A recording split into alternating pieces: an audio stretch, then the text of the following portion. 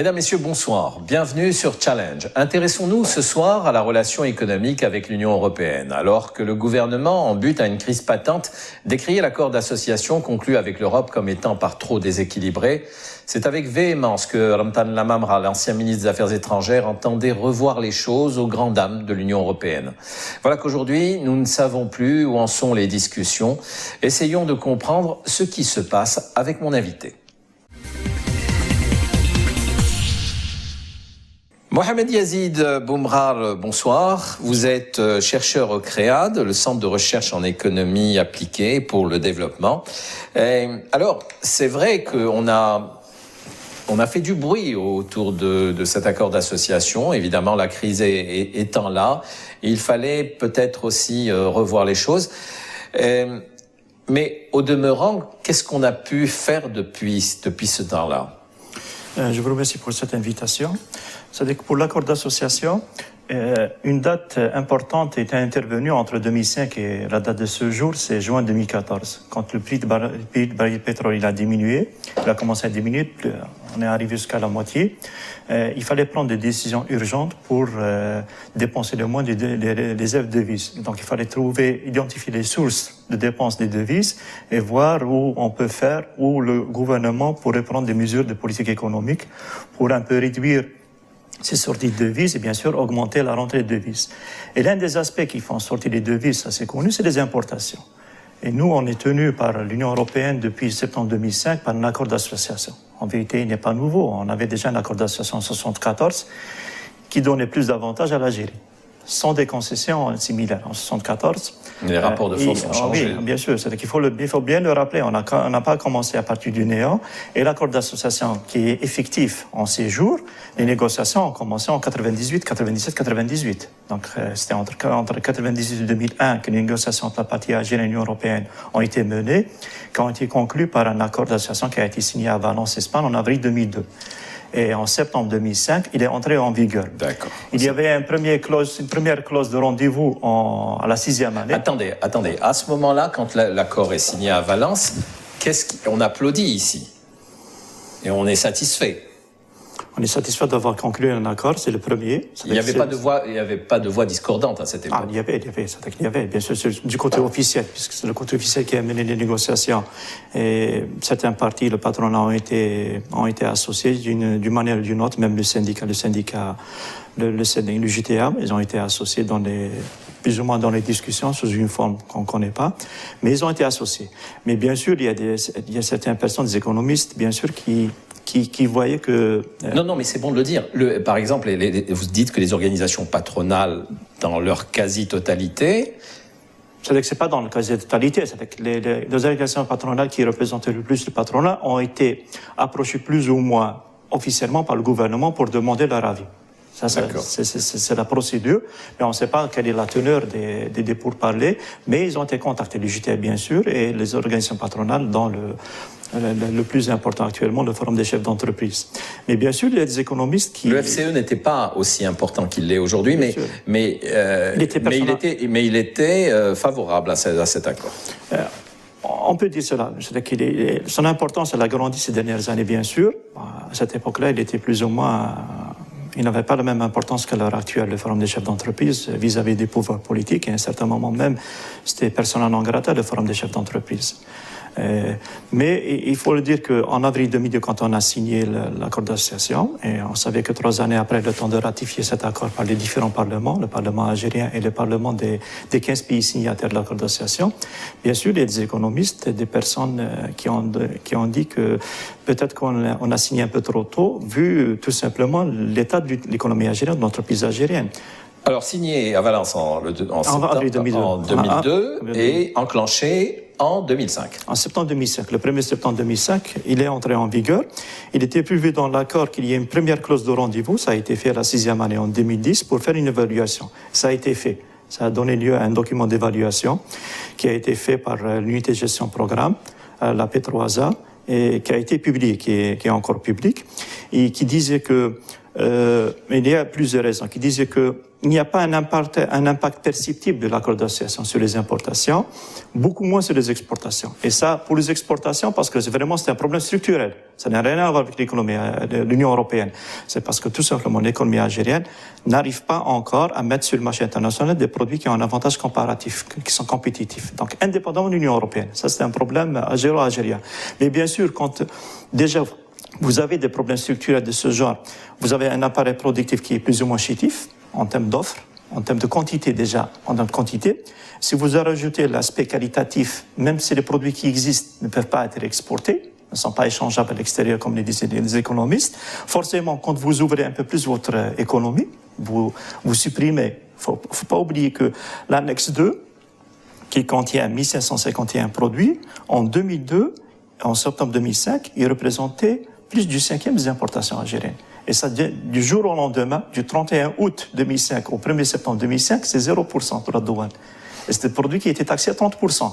Donc forcément, vous allez recevoir un choc qui est négatif pour les entreprises. Bon, pour le consommateur, normalement, ça c'est un travail que j'ai fait au CREAD en 2005, avant l'entrée en vigueur d'accord d'association. Le consommateur était content.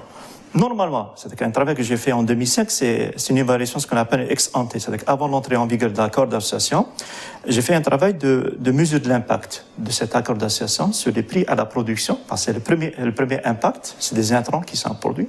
La plupart des produits, les 1551, c'est des produits, des demi-produits, c'est des intrants. Donc c'était une bonne chose normalement. L'accord, il est bien pensé en termes de calendrier, il est bien pensé, ça, il faut le reconnaître. Et normalement, on devrait observer une diminution des prix à la production et bien sûr, s'il y a transmission intégrale, une baisse des prix à la consommation. On n'a pas observé cela. Si je prends des exemples très simples, par exemple, les produits textiles, la plupart des intrants, d'un jour au lendemain, de 30% de la douane, on est tombé à 0%. Et normalement, on devrait observer une baisse. On n'a pas observé.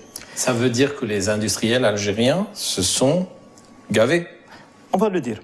On va le dire dans quelques secondes. Ça, si je prends un autre exemple très simple, la tablette de chocolat. La poudre de cacao, c'est l'essentiel, le composant essentiel. Aussi, le droit de douane, il a été supprimé. Mais on avait des contingents. Comment c'est un contingent qui apporte? Mais le prix était stabilisé ou même il a augmenté. Malgré que le taux de change, malgré que le dinar ne s'est pas beaucoup déprécié par rapport à l'euro.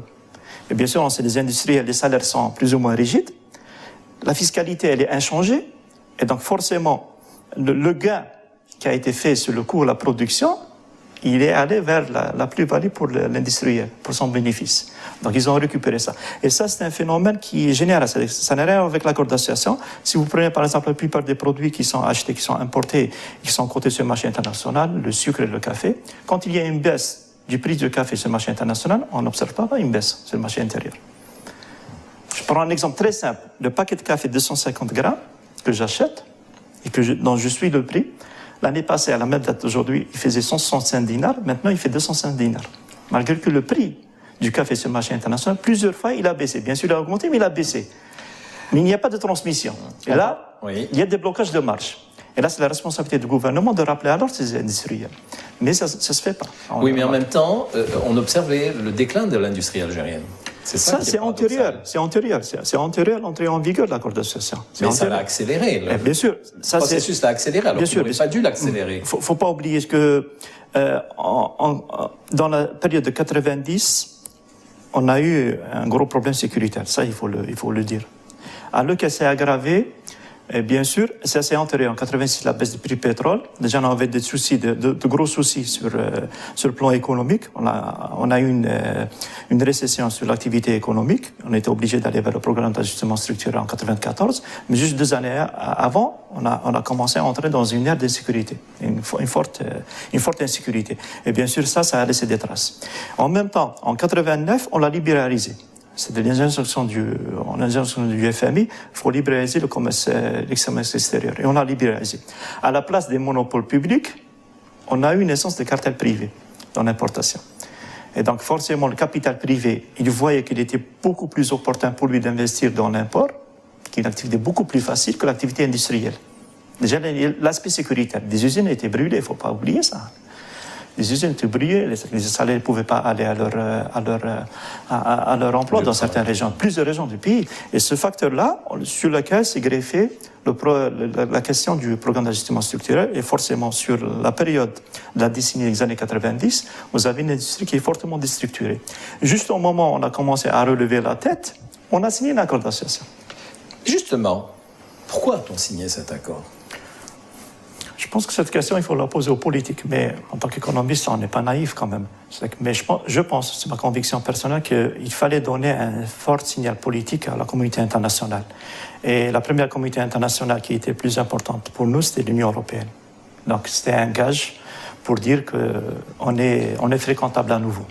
D'accord, il fallait montrer patte blanche. Alors, ensuite, donc, vous dites qu'il y avait eu les premiers droits de douane qui ont été levés. Où est-ce qu'on est passé par la suite? Quelles ont été les étapes suivantes? Il y a le calendrier. Il y avait le premier clause de rendez-vous parce qu'il y a les produits agricoles qui n'étaient pas encore libéralisés.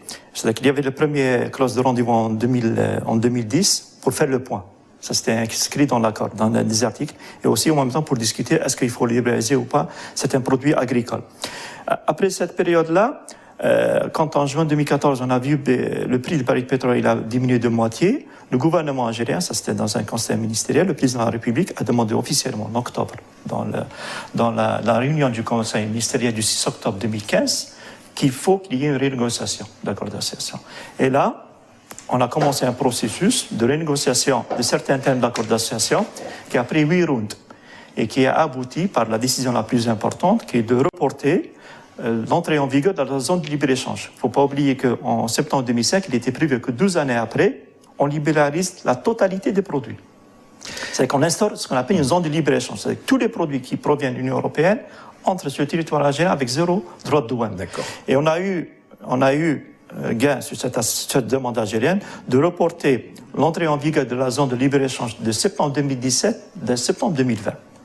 D'accord. Et le problème qui se pose actuellement, on a commencé en 2015 à négocier, on a obtenu ce gain de cause en 2016, on a reporté de 3 années, de septembre 2017 à septembre 2018, en une année. Dans 2 années, on va voir l'entrée en vigueur de la zone de libre-échange. Et là, est-ce qu'on est prêt? La question qui se pose. Est-ce que vraiment on a profité de cette marche, cette nouvelle marche, pour essayer un temps soit peu d'amortir ce choc, ce deuxième choc. Cet accord, est-ce qu'on lui permet d'être renégocié? Ou est-ce que finalement on ne renégocie que les reports de délai? C'est-à-dire que si on s'arrête au terme, on ne parle pas de négociation ou renégociation, on parle de discussion, si on prend les termes officiels.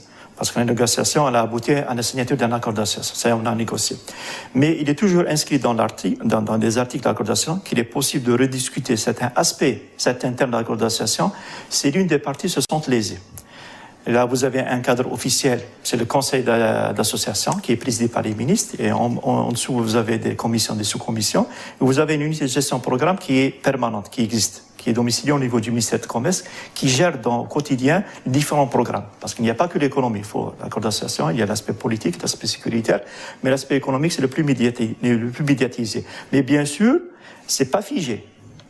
Moi, je crois D'accord, même. C'est pas figé, donc des discussions qui en fait sont des renégociations. Quoi. Et c'est sans rentrer dans les détails techniques. Mais cela dit, on a beaucoup discuté, mais est-ce qu'on a pu changer certaines choses depuis 2005, depuis 2002, hormis les reports de délai? Ce qu'on connaît officiellement, c'est le report de la date d'entrée en vigueur de la zone de libre-échange. Peut-être qu'il y a d'autres aspects, peut-être qui n'ont pas été portés à la connaissance des citoyens que je suis. Mais je rajoute qu'en dehors de ces structures-là, il y a ce qu'on appelle des réunions informelles, mais en vérité, elles sont plus ou moins formelles, qui viennent chaque mois de juin de chaque année, en alternance, une fois à Alger, une fois à Bruxelles. Et là, on discute cet aspect, en dehors des autres structures. Et rien n'est figé. Mais bien sûr, c'est un accord d'association, c'est sérieux. On ne va pas s'amuser à changer du jour au lendemain certaines dispositions. Par exemple, il y a un article qui dit qu'aucune partie n'a le droit, à partir de la date de signature, de rajouter d'autres d'autres taxes, droits à effet douanier, c'est-à-dire à effet de conjointement. Et la partie algérienne, quand on a commencé du temps de Tebboune à faire des restrictions de contingentement pour l'importation des véhicules et des médicaments, l'Union européenne elle a rouspété. Elle avait droit au titre d'un article que la partie algérienne a. Mais aussi du côté de l'Union européenne, ce que moi je reproche à la partie algérienne, les Européens ont fait entrer en vigueur l'accord d'association et eux-mêmes, dans certaines dispositions, ils ont enfreint. Par exemple, si on prend leurs produits agricoles, ils sont hautement subventionnés, jusqu'à 70%. Et ça, on l'a laissé passer dans l'accord d'association. C'est grave. On l'a laissé passer. Grave ou pas grave, on l'a laissé passer. Et il y a des mesures de dumping antisocial. Il ne faut pas oublier que pour l'Algérie, l'Union européenne, on est important pour eux pour deux raisons au moins. Celles qui sont officielles, qui sont connues de tout le monde, d'autres aspects qui nous échappent. Le premier, c'est la position géostratégique de l'Algérie dans la région en Afrique. Et ça, c'est vraiment acquis. Ça, c'est un aspect purement géographique. Donc, sur le plan géostratégique, l'Algérie est un partenaire incontournable, qu'on le veuille ou non. Ça, c'est le premier aspect. Le deuxième aspect qui est mis sur la table par la partie algérienne, au moins ça dans les négociations, c'est que l'Algérie est le troisième fournisseur de gaz naturel pour l'Europe, après la Russie et la Norvège. La Norvège, c'est un pays européen. La Russie, c'est un pays qui est excentré de l'Europe, qui est plus ou moins qui est considéré comme un pays qu'on ne peut pas maîtriser. Les Européens n'arrivent pas à maîtriser plus ou moins. Cet accord d'association, il a une durée de vie ou il est éternel?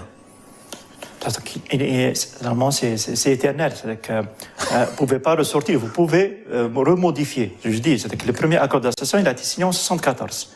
Et l'accord d'association qui a été signé à Valence en avril 2002, il reprend certains thèmes de celui de l'accord d'association. Donc on ne peut pas en sortir, logiquement. Ça, c'est une décision politique majeure. Mais ça, c'est de vous donner un mauvais signal à la communauté internationale. Il ne faut pas oublier qu'un des articles dans l'accord d'association, il y a un article qui dit que l'Union européenne fera de son possible pour aider l'Algérie à réussir son intégration maghrébine. Ah oui, mais ça laisse la porte ouverte à toutes les interprétations. Non, intégration maghrébine. Ouais. C'est-à-dire qu'on vous aidera à mieux commercer avec vos partenaires. Ouais. Les 4 autres, on est 5 dans l'Union maghrébine. Et le deuxième aspect, l'Union européenne aussi fera de son mieux pour aider l'Algérie à négocier son accession à l'OMC. Et l'un des articles de l'accord d'association qui est très explicite, qui dit que si l'Algérie, dans cette période-là, accède à l'OMC, c'est les dispositions de l'OMC qui prennent le dessus sur celle de l'accord d'association. Alors, il y a peut-être des... Et je vous rajoute un troisième élément. Celui qui négociait pour la partie européenne l'accord d'association, c'est Pascal Lamy. Il était commissaire européen au commerce à cette époque-là. Il est devenu président de l'OMC. Enfin, et juste après, quand il a réglé cette question d'accord d'association, il est passé directeur général à l'OMC. D'accord. Officiellement, il vient de publier un livre où il dit qu'il a essayé de faire de son mieux pour aider l'Algérie à accéder à l'OMC. Certains économistes algériens disent qu'il a fait le contraire. Ben oui, c'est peut-être pas dans l'intérêt aujourd'hui de l'Union européenne. Donc, si je comprends bien, qu'on aille vite vers l'OMC. C'est quand vous allez à l'OMC, vous avez plus, c'est le multilatéralisme. C'est-à-dire que vous mettez plus de cartes sur la table. Et surtout, par exemple, il ne faut pas oublier que pendant la période de l'application de l'accord d'association, il y a eu beaucoup de changements. On pourra en parler après. À la date de signature de l'accord d'association, l'Union européenne représentait les deux tiers du commerce extérieur algérien. Maintenant, elle représente 39% seulement. En 2002, il représentait 59%, exactement. À la date de ce jour, en début 2018, il ne représente que 39%. Ils ont perdu 20 points de pourcentage. Sur les 20 points de pourcentage, 18 ont été gagnés par la Chine, sur la même période. Et les 2% se partageaient par d'autres pays, par exemple comme l'Argentine et le Brésil.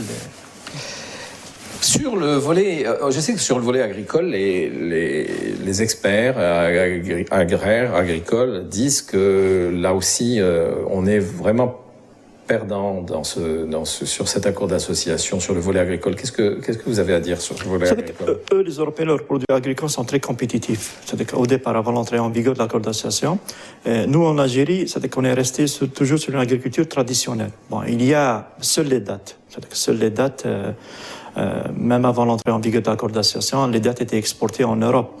Mais les Européens mettent beaucoup de barrières. Ce qu'on appelle des barrières à effet équivalent pour le douane. Il n'y a pas le droit de douane, mais il y a des conditions techniques qui vous mettent en place qui font que votre produit ne peut pas entrer au continent européen.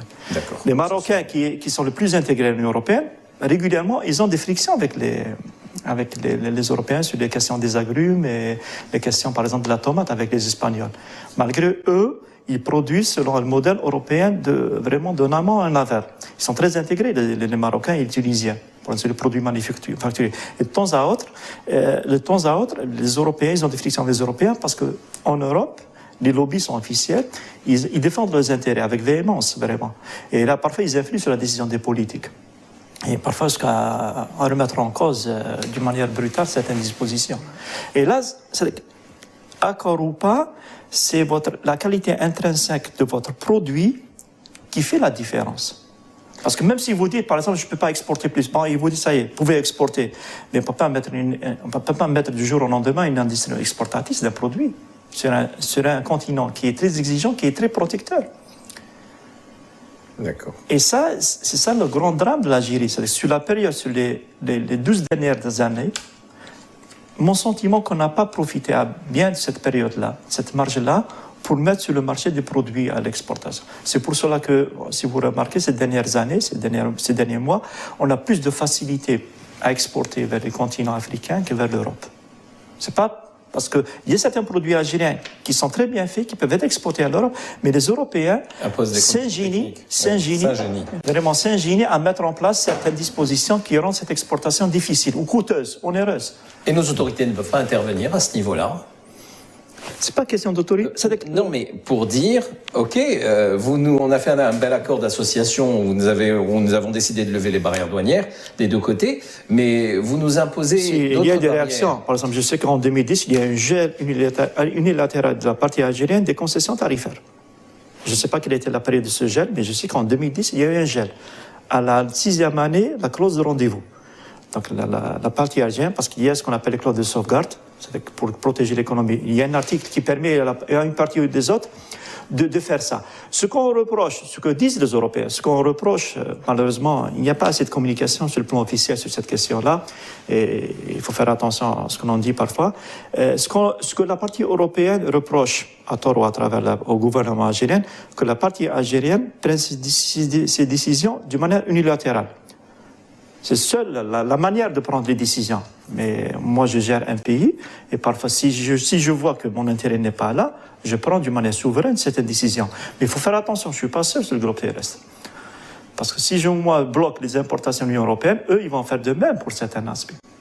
Alors pour le gaz, ils sont plus ou moins dépendants de nous. Justement, c'est cela que je voulais vous demander. Il y a des clauses qui prévoient comment régler les différends. Et je suppose qu'il doit y avoir donc des arbitrages ou des tribunaux qui sont qualifiés pour cela. Mais justement, si jamais on ne devait pas s'entendre, quel est le risque à terme?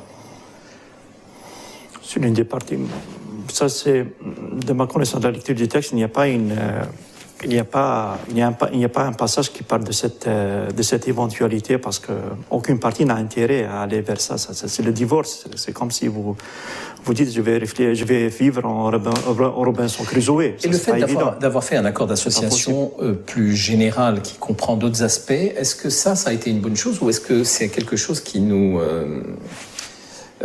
contraint davantage? Tous les accords d'association sont rédigés de la même manière. D'accord.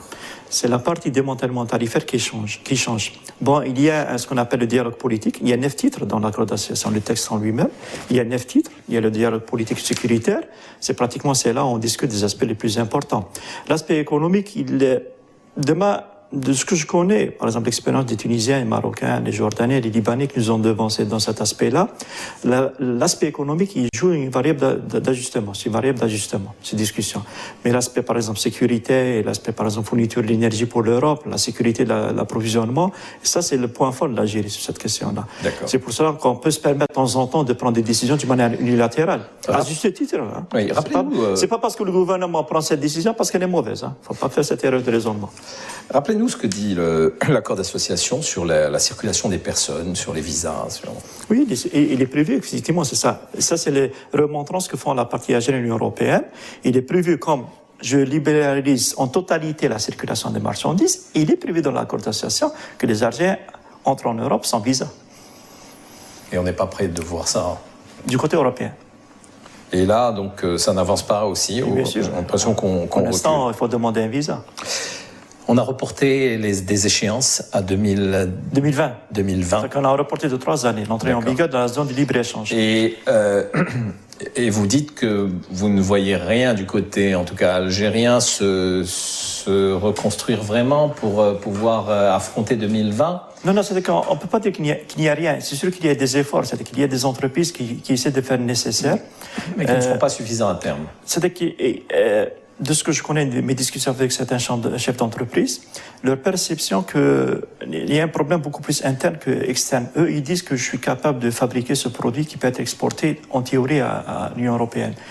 Et mon problème, moi, c'est mon vis-à-vis, mon gouvernement. Par exemple, à chaque fois qu'un ministre, par exemple, si on prend par exemple les ministres, les 2 ministres et 3 ministres qui gèrent l'aspect économique et industriel, le ministre de l'économie et de l'industrie, s'il y a un changement chaque 1 année, 2 années, et malheureusement, chaque fois qu'on change, on jette le bébé et l'eau du bébé. Et parfois même, on supprime la baignoire. C'est ça le problème. Alors finalement, le problème... C'est la visibilité, c'est l'instabilité qui gêne. C'est-à-dire que moi, par exemple, si on prend la restriction aux importations, on a fait une restriction aux importations. Ouais. Bon, maintenant, on a révisé cette liste. Au lieu de faire une restriction quantitative, c'est-à-dire qu'on empêche physiquement que les marchandises entrent sur le territoire, sur les 851 produits. Maintenant, on va mettre en place un droit additionnel provisoire de sauvegarde. Dans le texte, la liste va être publiée incessamment au journal officiel. Là, il dit que et on dit que dans le texte, que jusqu'à rétablissement de la balance des paiements. Si je dis, par exemple, ce produit qui a été importé dans l'Union européenne, il ne va plus être importé. Si le gouvernement algérien me dit qu'il ne va plus être importé pendant 10 ans, moi, en tant que capital privé, je peux mettre en place une industrie de substitution. Mais si on me dit rétablissement de la balance des paiements, si du jour au lendemain, maintenant, il a remonté le baril de pétrole. Et donc, à tout moment, le gouvernement peut enlever cette liste et mon industrie, qui était viable avant, n'est plus viable maintenant. C'est ce manque de visibilité qui gêne le capital privé.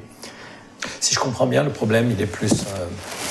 le problème de cette marche d'accord d'association, il est plus en nous-mêmes qu'avec la partie adverse. Enfin, bien sûr. La partie en face. Il ne faut pas oublier que pour l'Union européenne, on représente 1,5% de leur exportation et on représente 3,5% de leurs importations, parce qu'il y a le gaz à l'intérieur. Donc, ce n'est pas très important pour eux. Pour nous, eux, ils sont importants, même à 39%. D'accord. La Chine qui commence à monter.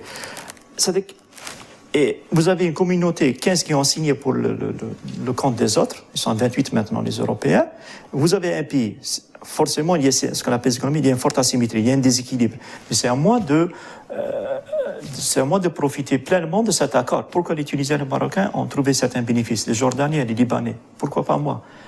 Mais parce que les Marocains et les Tunisiens, ils ont, bien avant l'entrée en vigueur de cet accord d'association, quoique eux, ils ont fait certaines concessions sur le plan politique. Il faut le dire ça. Ils ont fait certaines concessions. De quel type? Je n'ai pas en tête, mais par exemple, sur l'aspect sécuritaire, c'est beaucoup d'aspects qui touchent à la souveraineté d'un État. Ce que les Algériens ont toujours refusé. On ne va pas rentrer dans les détails, certaines choses on ne connaît pas. Mais je sais que les Marocains et Tunisiens ont lâché beaucoup de brides sur cette question-là, si on reste sur ce thème-là, que les Algériens. À juste titre. À juste titre. Et parfois, les Européens nous font payer ça. D'accord. Alors, je sais que vous travaillez beaucoup, vous analysez beaucoup ces questions-là, vous les suivez de près. Si vous deviez vous extirper, vous mettre au-dessus de tout cela... On essaie de l'être. Oui, c'est notre position dans la société. Je sais bien. Quelles sont les priorités? Qu'est-ce que vous recommanderiez aux uns et aux autres? C'est un acteur économique, oui, un acteur économique, la première chose, c'est la crédibilité. C'est-à-dire qu'il ne faut pas que la chose économique soit indexée en totalité au calendrier électoral. Si on peut résumer la chose ainsi. Malheureusement, je connais beaucoup de chefs d'entreprise qui sont capables, ils arrivent maintenant, à mettre en place sur le marché national des produits de bonne qualité, à un bon prix, même théoriquement sur le continent européen. Mais si vous avez à chaque fois des changements de gouvernement et à chaque fois on remet en cause des décisions souveraines, c'est-à-dire qu'on peut changer des ministres, ça se passe dans tout. Mais il y a des aspects des politiques industrielles, il y a des mesures de politique économique qui sont excellentes, mais comme le ministre il a changé, il remet en cause son collègue, il a pris ce qui est bon, ce qui était bon. C'est ça ce qui gêne le plus. Ce qui n'est pas bon. L'autre aspect, non, ce qui est bon. Ah, il remet en cause ce qui est bon, oui. Il y a des mesures de politique économique qui sont très bien faites. Et quand je change de ministre, normalement, il y a ce qu'on appelle la continuité de la raison d'État. Il faut que la raison d'État prenne le dessus. Et comment on peut combattre cela? Ça n'a rien à voir avec l'économique. Hein. Ça n'a rien à voir avec l'économique. Yazid Boumra, je vous remercie beaucoup. Vous avez remercie. été clair, direct, tout en restant technique, et ce dont je vous remercie. Enfin, bravo pour cet éclairage. Donc il y a du boulot encore. Je souhaite bon courage à notre gouvernement pour essayer de mener à bien l'aventure avec À nous-mêmes les chercheurs aussi. avec l'Union européenne. Pardon? À nous-mêmes aussi les chercheurs. À vous les chercheurs. Non, mais On est au milieu du gué. les chercheurs. Bon, si vous avez de l'humour, Il le faut. Ça peut être sympathique de suivre tout cela.